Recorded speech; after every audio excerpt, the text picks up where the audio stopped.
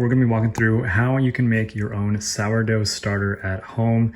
And this is a super simple recipe. You don't need to buy any fancy tools or equipment, and we'll get into it. So basically, all sourdough starter is whole wheat flour and water. That's it.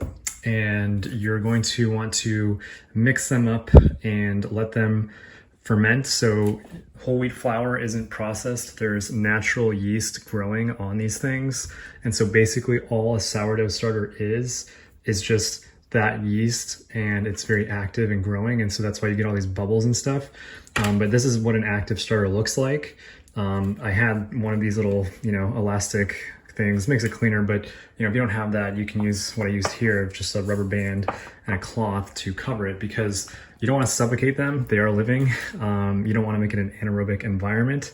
So what you do is this. So on your very first day, obviously, all you're going to do is you're going to take an equal mixture of whole wheat flour to water, and that can be whatever you want as long as it's 1-to-1 by weight. So in my case, I wrote 200 grams on here because that's basically going to be the consistent weight of the amount of starter I have in this cup. And this is just a normal cup. There's nothing fancy here.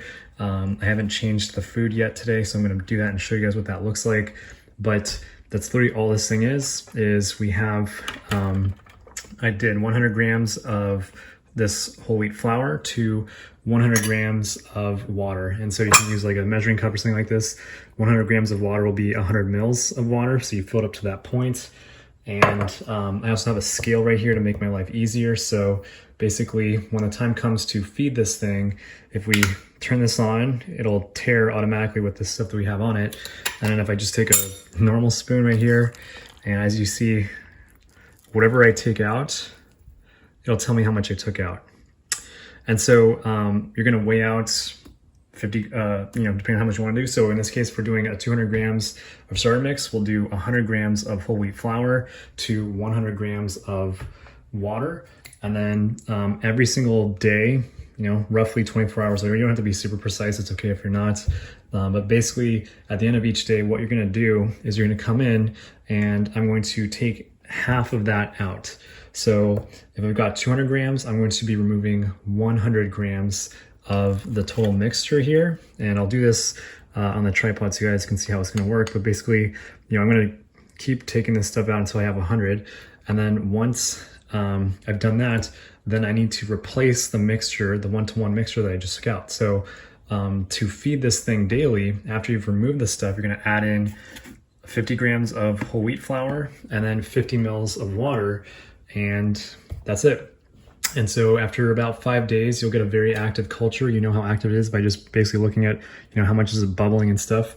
But once you've done all this, instead of discarding the mix, you can use the discard to start making sourdough bread. So that's what I do. So so with 100 grams, basically the 100 grams of starter that I throw out, instead of throwing it out, I put it into a bread maker, and you add a ratio of flour and water to that, and some salt if you want, and you let it rise, and then you can bake it, and then you get things that look like this, which is basically a homemade sourdough bread. So I can show that to you guys in another video, but this one's just about how to make the starter itself.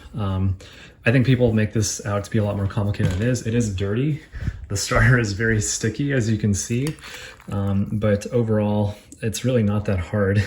As long as you have a scale, that's one of the only things you really need to do this, and a measuring cup, then you can make starter for your sourdough bread at home, and you can start doing your own homemade sourdough breads and saving lots of money. So hope this is helpful stuff. Thanks all for watching. I'll show you what it looks like to replace and feed this thing, and then we'll get into it.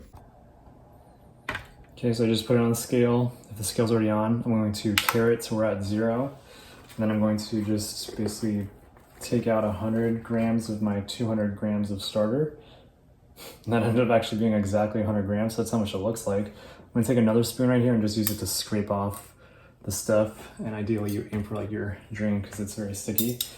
But now that we did that, what I'm gonna do is you can leave the scale on, and I need to make sure it's a 1-to-1 mixture that goes back into it.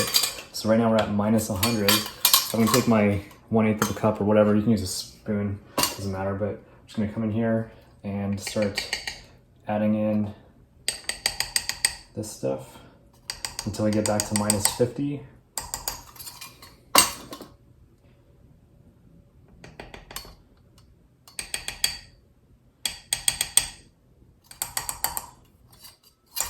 Still need a little bit more.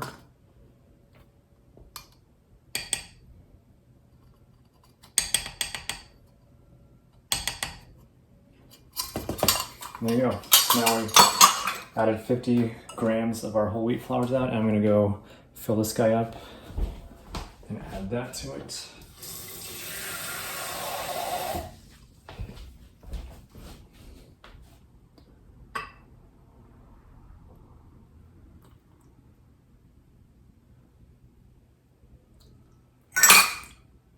Okay, so we're back to 0. So we basically replaced with fresh whole wheat flour and water the stuff that we just discarded. So I'm gonna turn off my scale now. And I'm just gonna take my 2 spoons again, or just 1 spoon. And I'm literally just going to come in here and mix this up. And we wanna make sure it all mixes in with the stuff so that the yeast that are in here get access to fresh stuff to eat. And this is just what you do every day. You have this thing. If you are going to go out of town, then you can stick this in the fridge and you don't have to feed it as often. But if you do plan on making like sourdough bread from your starter every day, then this is what you're going to do. You can see it's pretty interesting to work with.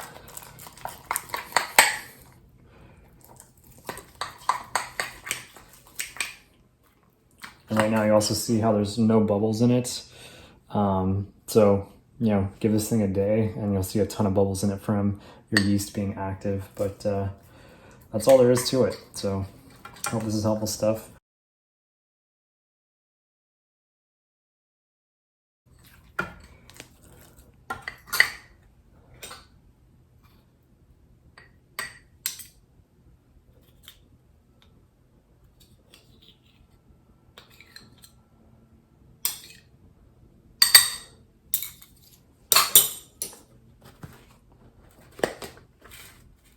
And then also what we're going to do here is we're going to leave this out at room temperature if you want this to basically continue actively fermenting. If you want it to chill out, then just go stick this in the fridge.